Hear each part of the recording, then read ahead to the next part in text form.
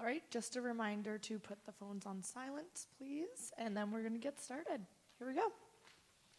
Hello, and welcome to a live taping of the Reset podcast.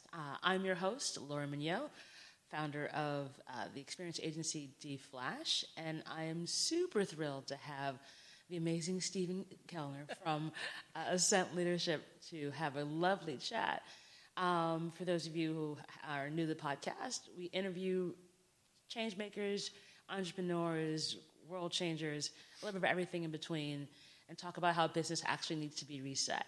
And today's conversation is all about leadership and what motivates founders. So without further ado, here's the reset. So Steve. Yes, Laura.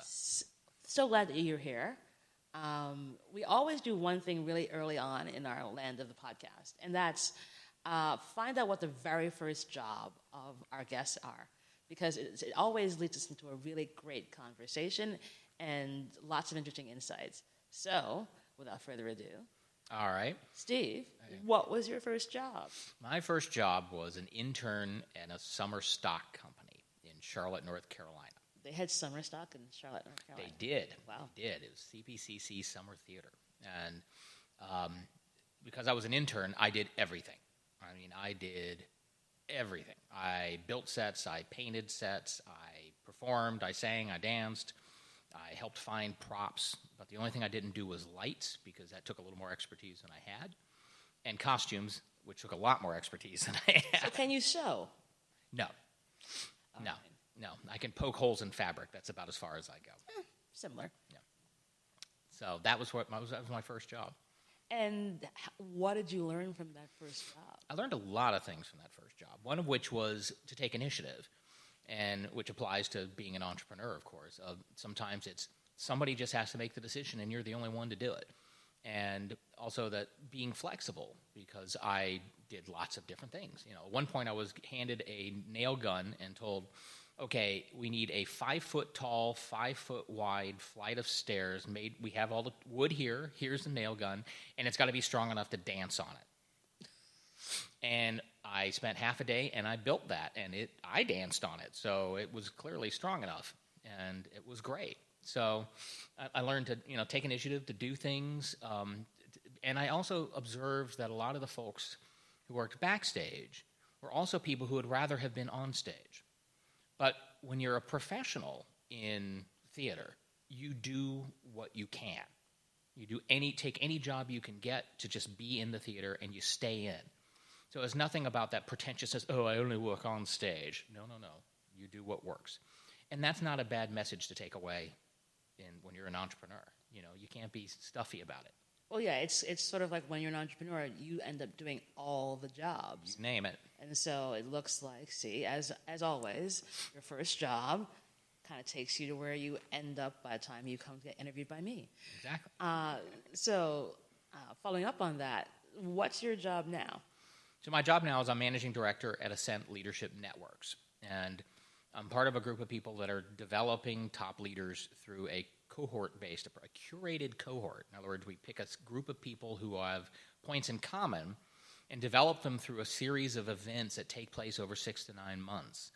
And we bring together every conceivable form of development to help top leaders really develop. And it's funny because a lot of people think that CEOs, for example, don't need to develop. They're already there. Oh, yeah, that's what they're supposed right? to do. They're done. And it's like, yeah, that doesn't work so well. I mean, there's research that the first 5 years of a CEO's tenure are much more successful than the last 5 or the next 5 because they're not learning, right? The company is changing or the market's changing, but they're not. And we find the very best people, the very best CEOs, have gotten there because they're great learners, and no one's now giving them the feedback they need to change. So we're going to change that, and we're going to give people a situation and a setting and a group of peers to help teach each other, and training events and mentors and you name it, to make sure that they get all the support they need to develop in the ways they need. So it's sort of like a super-powered mastermind. You bet. Fantastic. It's interesting because, why I wanted to talk to you was because you're the assessment guru. Like you've spent... I shaved the beard. Yeah, this is true. Yeah. But, you figured out how to figure out the traits and qualities that make leader is actually successful. And I think when talking about business, a lot of folks always say, well, if it's this one thing internally, and that's actually what makes them the best possible leader. And you've got the data to support it. That's not exactly true. No. And so it'd be great to hear from you, expound upon, what are those 2 or 3 kind of key traits that allows someone to become a great leader once they become a founder? So the question is, what kind of leader? Right? So an entrepreneur, someone who's starting out with a small business, is usually driven by the desire to do things better and personally. So the point I made about being an entrepreneur, getting hands-on and just making it happen. But also someone who can think about strategically wise judgment. So people with a lot of achievement motive is what it's called in the literature. They tend to spontaneously gravitate toward challenging but realistic goals. Right? So they're not taking wild risk, they're taking reasonable risk, but they're also thinking about innovation. So that's what you want for an entrepreneur. As a company gets bigger, though, it's less and less about you doing it yourself and more about delegating and empowering other people to do it on your behalf. And that means it's shifting for a big corporate leader. It's more about influence motive. And the place where a lot of entrepreneurs break is when you get to about 250 people, and all of a sudden you can't manage everybody directly. It's so big at this point. It's right. So you have to learn how to influence. And then it gets bigger still, and you can't just delegate. Now you've got to find ways to align an organization. You've got to find a way to leverage your impact. So you can touch one person with your message, and they'll carry it to 1,000 people. And that's sort of the next stage up. So we've got kind of the entrepreneurial leader, we've got kind of the managerial leader, and then you've got the mega leader. But there's also things like thought leaders or ethical leaders, right? And kind of the leader you need to be dictates what characteristics you need to have. So when you're the initial entrepreneurial leader, what's that thing that stops you from failing? It stops you from failing. Well, I'd say the thing that propels you to move forward, let me put it that way, Better. Right, is that achievement motive. And it's usually a combination of both that drive to do things better, but also a strong conceptual ability, being able to see the big picture, which feeds into your strategic thinking. Right? But it also, you have to have some knowledge too. I mean, successful entrepreneurs typically read widely and learn a lot, so then they can make better judgments going forward. So kind of think long and energize to do more. And it helps also to be the kind of person that people want to work with. So emotional intelligence is one term for it, but the ability to kind of engage with people as human beings. There are exceptions to that. There are some technology companies. There's some very famous examples of people who became I have a few that I'm thinking heads of big corporations who got around that. That's usually because the business took off almost independently of the leader. But if you want to know about what's a great leader, it's someone, as an entrepreneur, drive for doing better, it plays well with others, and thinks far into the future. And when and that kind of plays well with others, I think it'd be great to sort of delve in a bit more. You talked about the sort of wanting to be around people and being human. We've been seeing a lot of this recently in terms of lots of articles and talks about this, and it seems like this is finally coming to the forefront. As someone who's been in this industry long enough, why do you think it's taken so long for the humanity of business to actually be put forward as a key element into success or failure over the years? That's a great question, because I think, truthfully, the humanity in business has never been gone. The great businesses and the great leaders have always been good at being genuine, being who they are, of acting on their principles. Where I think what we're really seeing is, for a while, it was possible to conceal it when people were executing bad behavior, or they weren't being genuine, or they weren't really living the values. And that's not true anymore. In the internet age, the transparency of everything you do is potential. It's there in a second. So it's glass door. You say something stupid, and the next day it's everywhere. Papa John's. Yeah, that's one.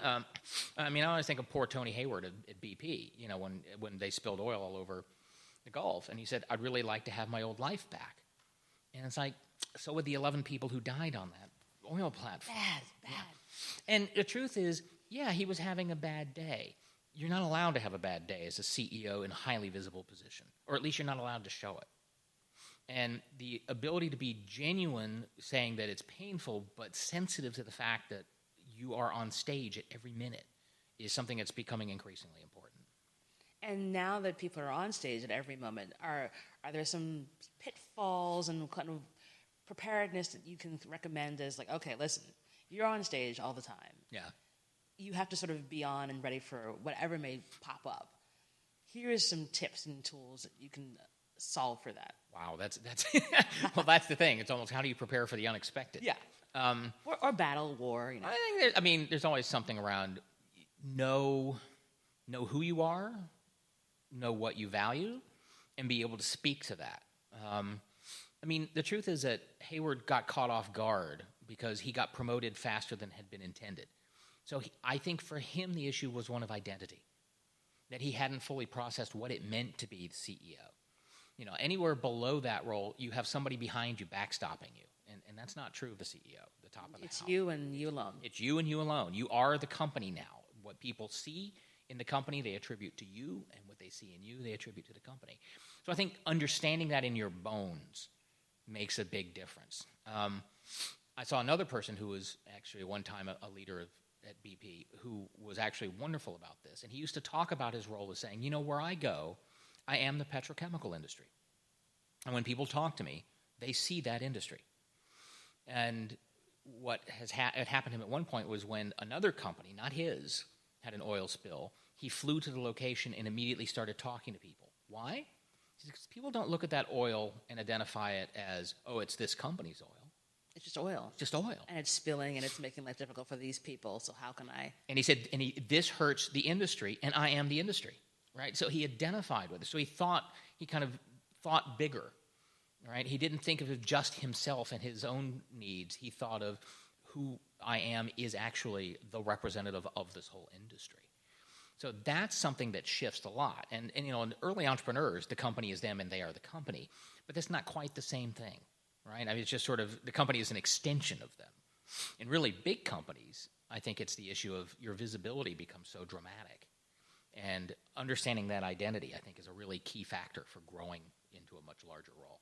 And it's also about empathy, because I think that's where this is all going. That Yep.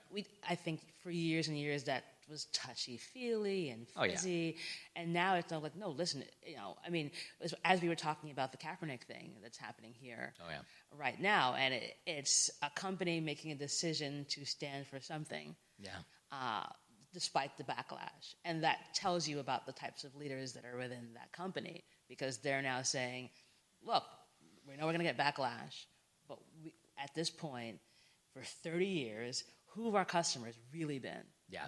And so we're standing with them.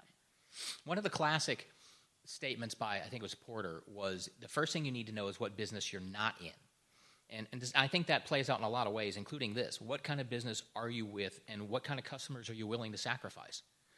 Because you want certain customers over others. You don't want every customer. And I know that's a terrible thing to say at a sales and marketing conference, but I think it's true. And some of that is who are you? What is the integrity? What are the values you bring? And that is key. But coming back to your original point on empathy, absolutely. How do you influence people if you don't know what they're feeling? You have to be able to read people, and great leaders have done that forever. It's like, I feel your pain. It's very much... I feel your pain, but convincingly. It's not... I think that, it's authentic. Authentically. It's really authentic empathy, which I think now... when I first started my career, that was not a thing people talked about. No, it's often mushy. Yeah. It was, I remember being told once by my boss that I smile too much. And I was like, well, why are you smiling? And I'm like, because it's a beautiful day and I'm standing upright above 6 feet above the ground. So, and I remember thinking that, I have a choice here. Do I, pay attention to what this cold, evil woman is saying, or do I actually not change endemically who I am, and this job is a job, but it's not the career I'm going to have. Right. I'm going to keep those same values. Obviously, since I still smile a ton, I kept those values. But I think that that level of authenticity and having great empathy is now the thing people are paying attention to. I agree. In a way that's authentically real. But there's also a sense here of being aware of how you're coming across to others. And some of that is the empathy of you're reading how people are responding to you. But also the sense of there are times when it's not right to smile. And this is the Tony Hayward lesson, right? Yeah. There's times not to complain about your personal life. No, when people are dying, don't do that. Right. Not a thing. And some of it is also being in the right place. And that's the thing that gets overlooked. I mean, people talk about leaders like they're one thing, and they're not. It's what kind of leader in what situation for what. And one of my favorite topics about this side of the universe when I'm talking about leadership is how it relates with regard to diversity. Because, I happen to be a Black woman founder. As we were chatting, I have a very unique background in terms of how I got here. So my perspective is colored by that versus someone who's from a different part of the town, older or younger than me, Black or white. When you're helping leaders develop and dealing with diverse founders, what are some of the things that you're seeing and kind of wisdom that you could impart? Well, I don't know about the wisdom, but I do know some of the research, and I've been doing this research forever. There is no fundamental difference, whether by gender, race, color, creed, national origin, whatever, in terms of the characteristics that make for great leaders. And part of what I not only do but teach is help people see those traits and get past the superficialities.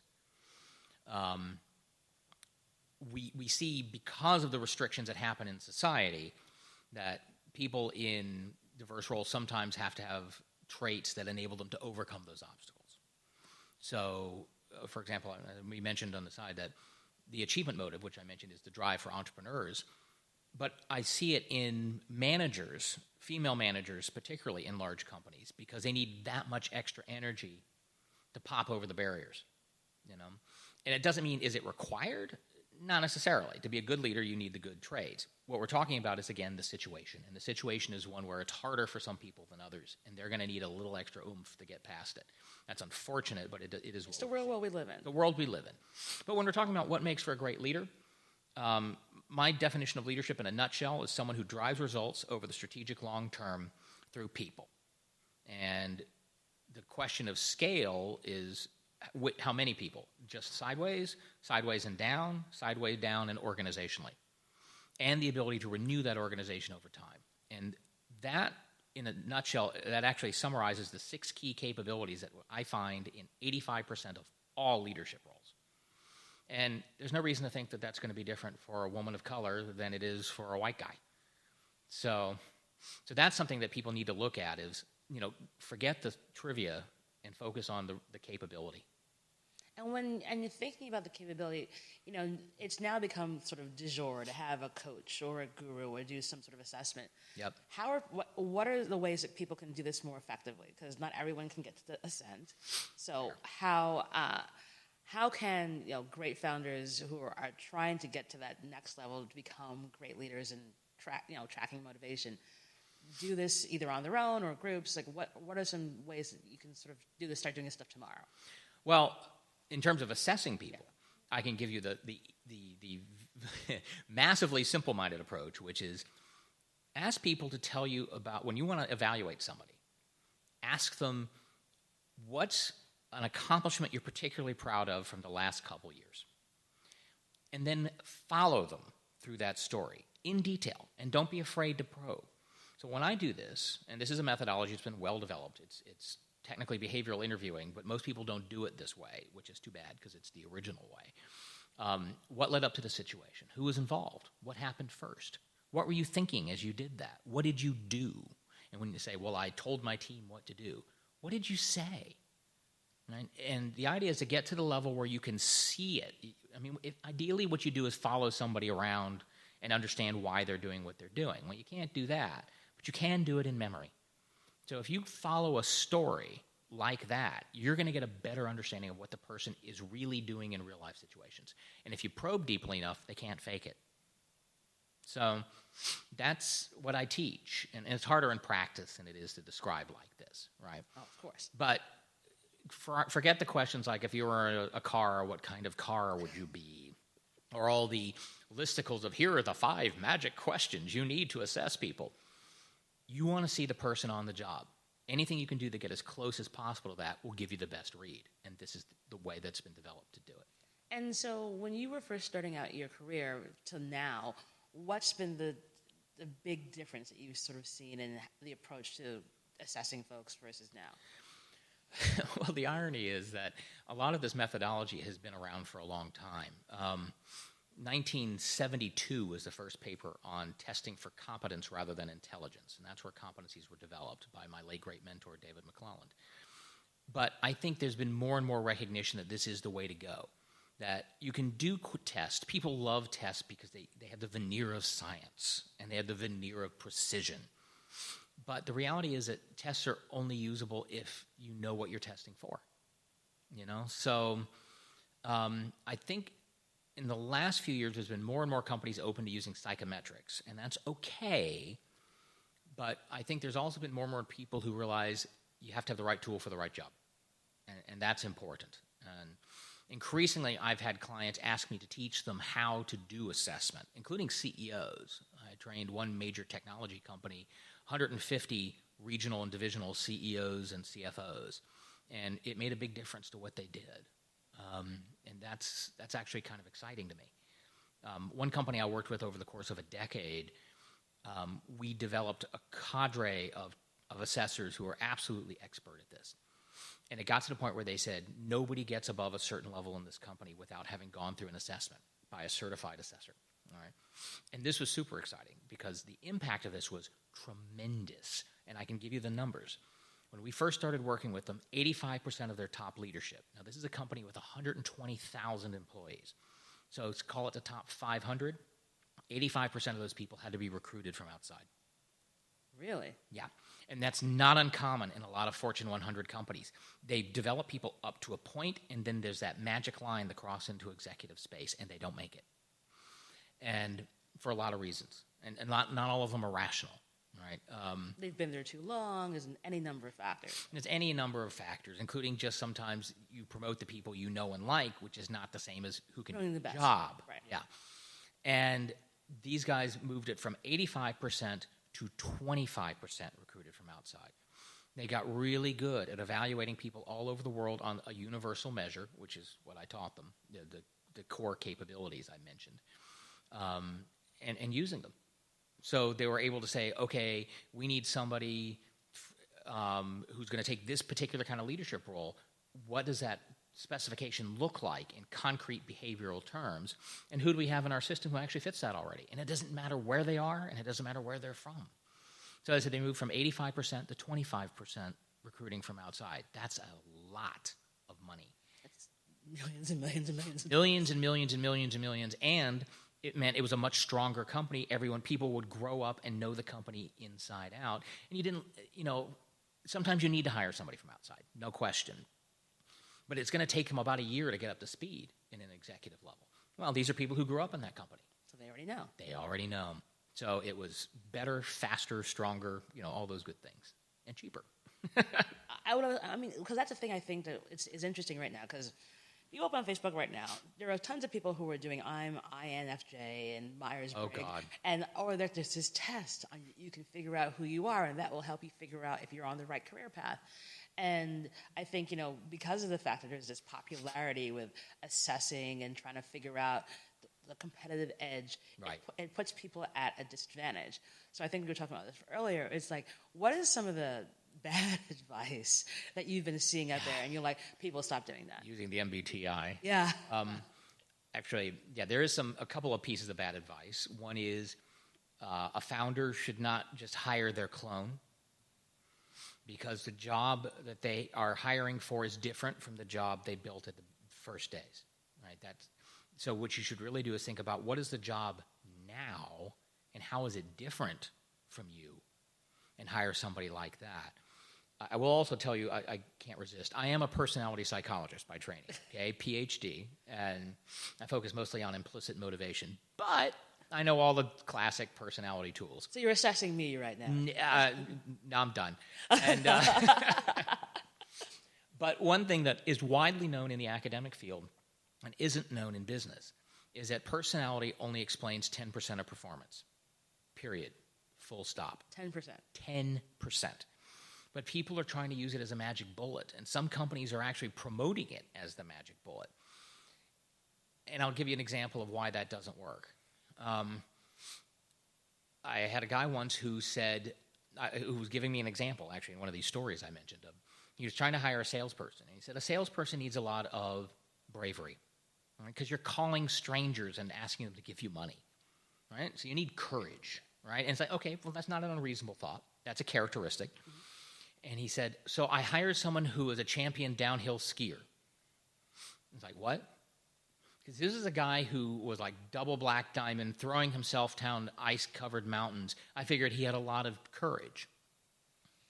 And he said, and the guy just didn't work out. I never understood that. Yeah. And it was both one of his high points because he thought he'd been so smart, but a failure because it didn't work. And of course, because the difference is courage, physical courage is not the same as interpersonal courage. Right? So when you're looking at personality, it can actually make a huge difference. But you've got to be very clear as to what you're buying with that. People assume salespeople have to be extroverts, for example. Not so. So not so. Consultative sales is one of the best leaders in this field. The guy who teaches it is a profound introvert. A lot of the best leaders I've assessed are not. You don't have to be Martin Luther King proclaiming to the crowds to be a great leader. That's one way to be a great leader, but it's not the only one.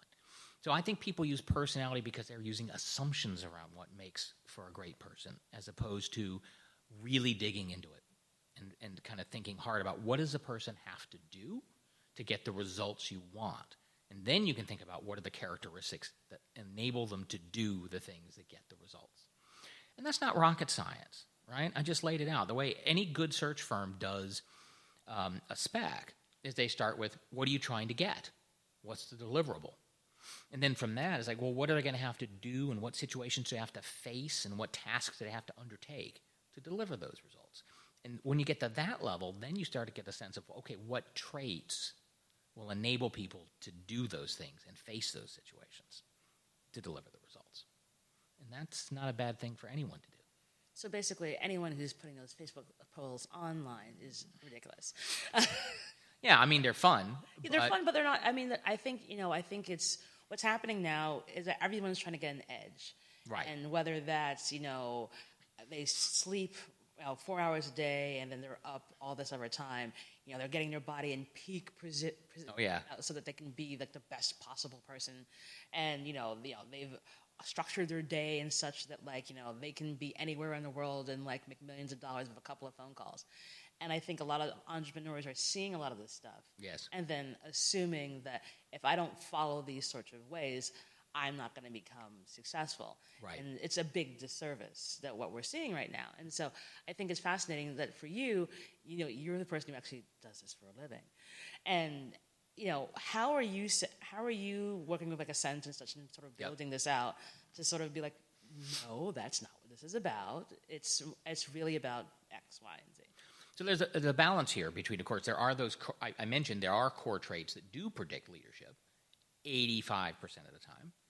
But there's also the 15% that may make the difference for one particular entrepreneur. So what we're doing at Ascent is we're starting with a deep assessment of the person, your past experience, your present capability on those 6 things I mentioned, and others, and then their potential to grow. So part of it is about not just what kind of leader do you want to be, and we always ask that question. Every time I do an interview, I'll ask someone at the end, tell me what you want to be when you grow up. And it does get a chuckle, but I also want people to stop thinking about the near term and start thinking about who they want to be. Right?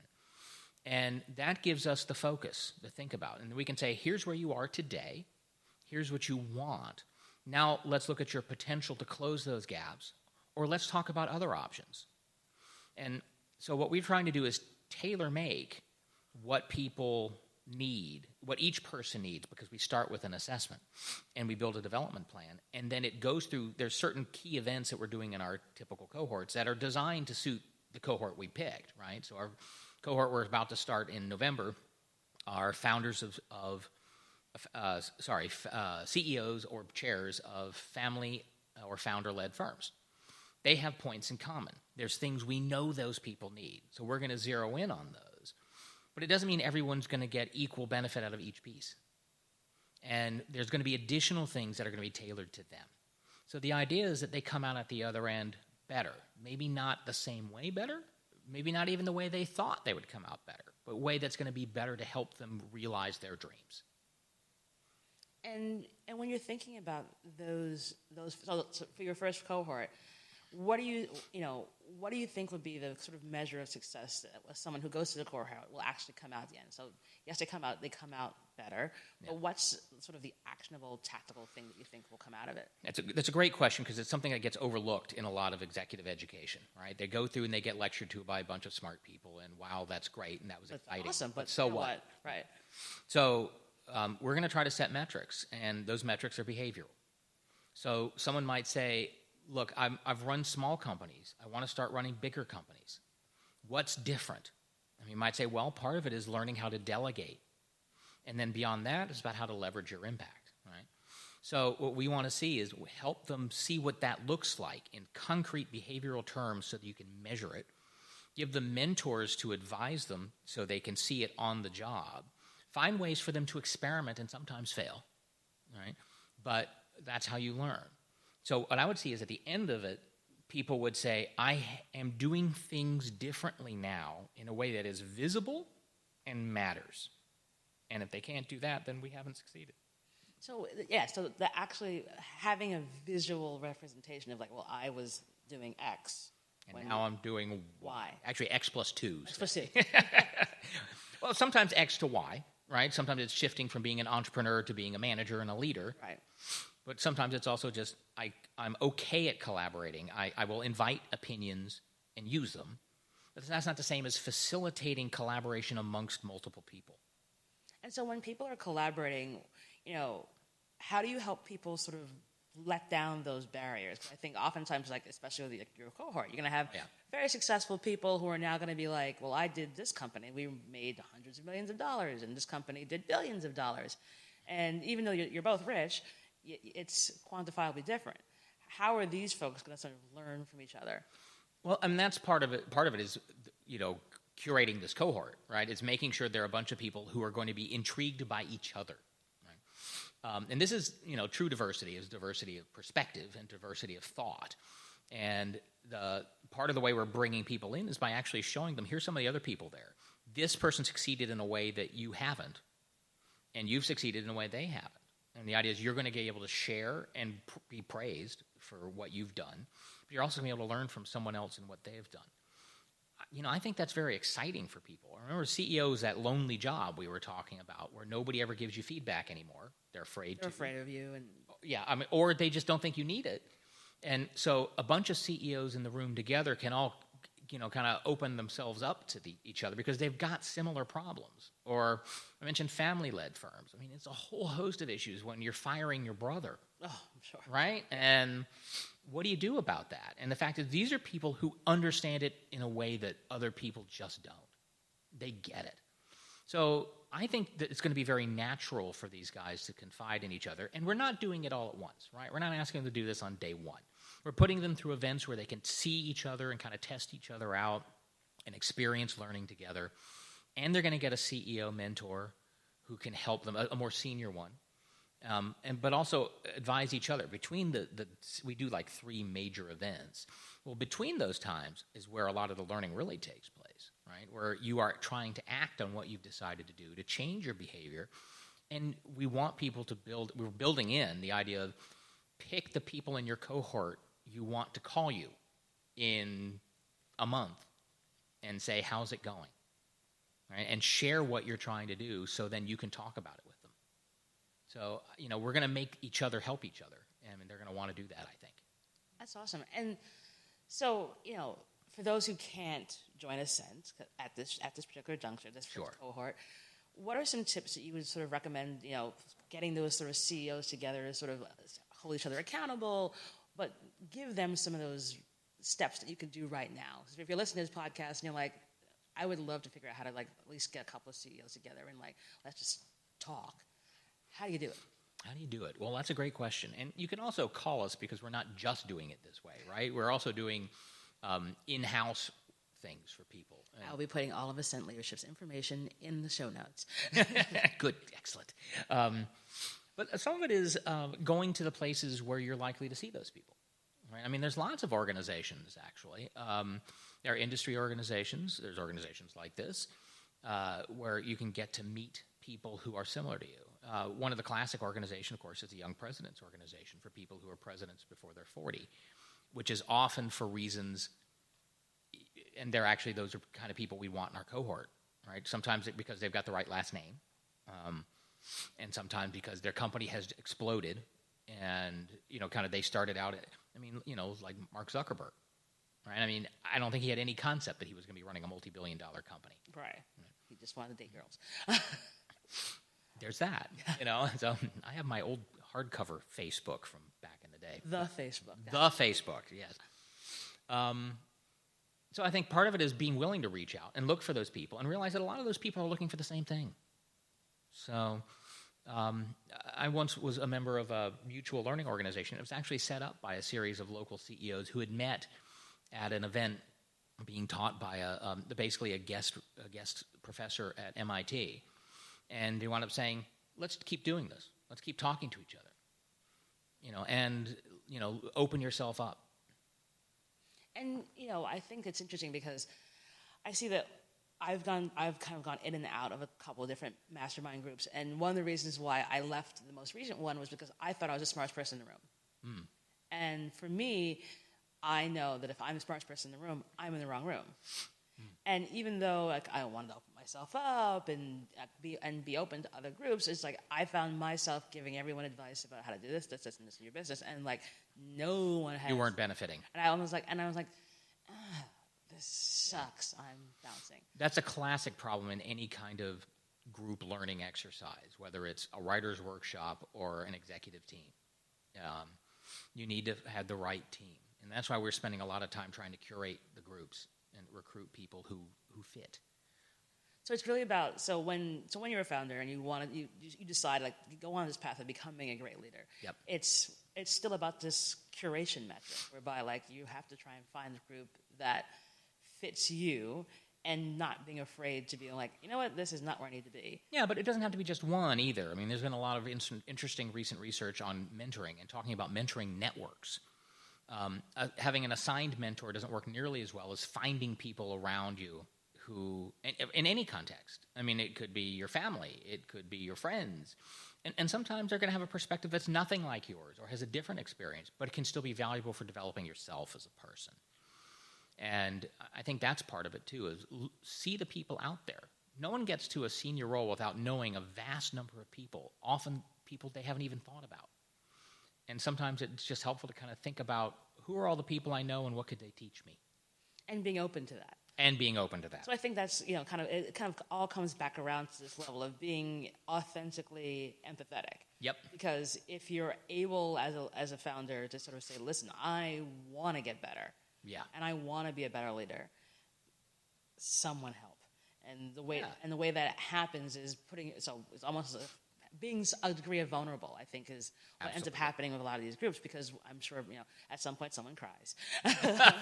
Well, we hope it doesn't get that bad, but it does happen. Yeah. And I've coached, just even giving feedback to senior leaders where it turned out what they really needed was a therapist. And I'm a psychologist, but not that kind. And the reason is because they couldn't talk to anybody about it. And that's sad. I really think there's a lot of people out there who want to help. And you're right, being open is key, because if you're not, the reality is nobody's perfect at everything. And everybody knows this. So pretending to be smarter than everybody else at everything is not really a winning strategy, because that's going to make you inherently unbelievable, right? Nobody's that good. No. And why should they be? That's why we have organizations. You can't run a 10,000-person organization by yourself. Right? Or any size, really. So that's a key point. And some of the best leaders I've ever met have been people who have not only opened themselves to learning, but set themselves up so, in a sense, they almost force themselves to learn.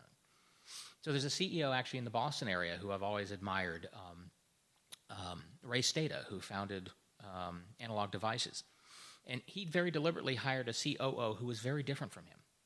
And they had a shared conference room, which I've sat in, which was between their two offices. And he set an agreement with his COO, which is if either of us walks into this room, you have the right to call in the other, to have a discussion, and we don't leave the room until it's settled. Wow. Right. Now, that's pretty hardcore because you're basically saying, I'm allowing you power over me to resolve an issue that's important to both of us.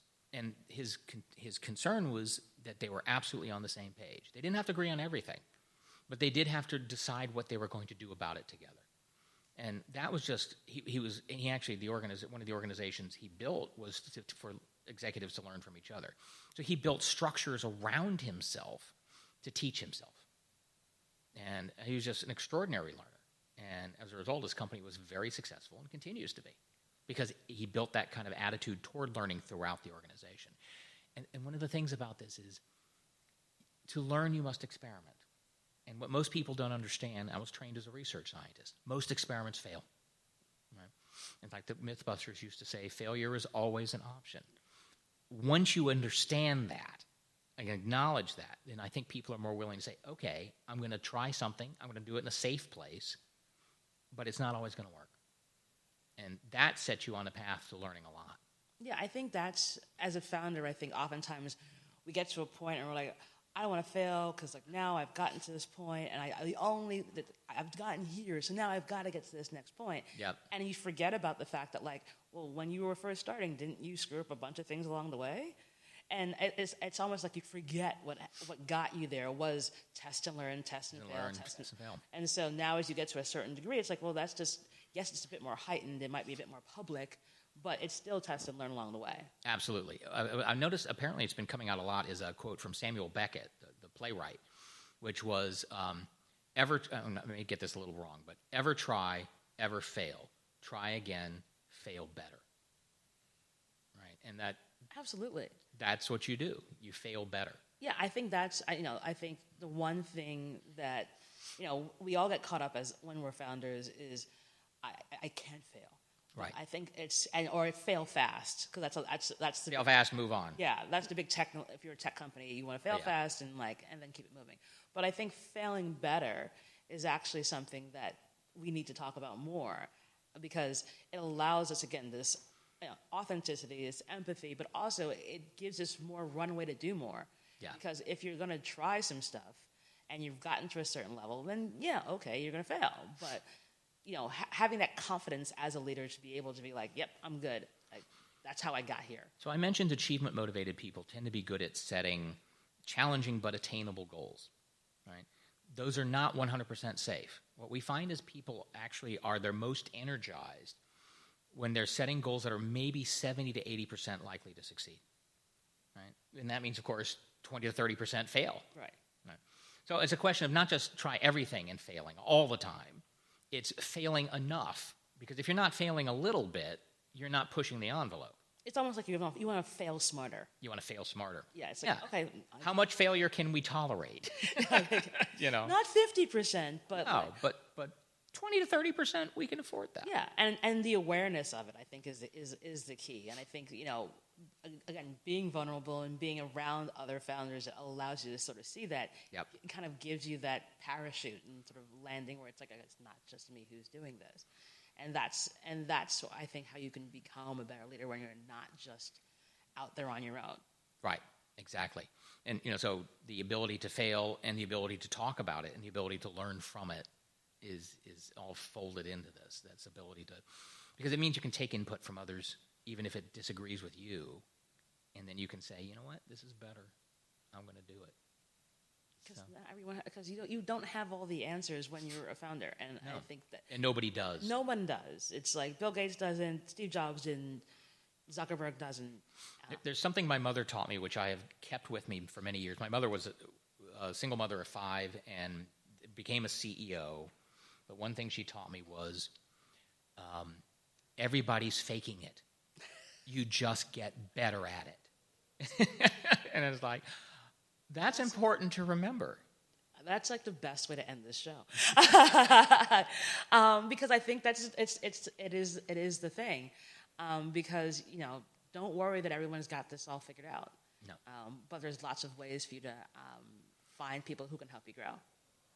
So, Steve, this is a fascinating conversation. Thank you so very much. My pleasure. And we'll be sure to put in the show notes everything about Ascent Leadership and read up on Steve. He has the most amazing background. He also did stand-up comedy. It was kind of amazing. And this episode will be up relatively soon. Thanks so much.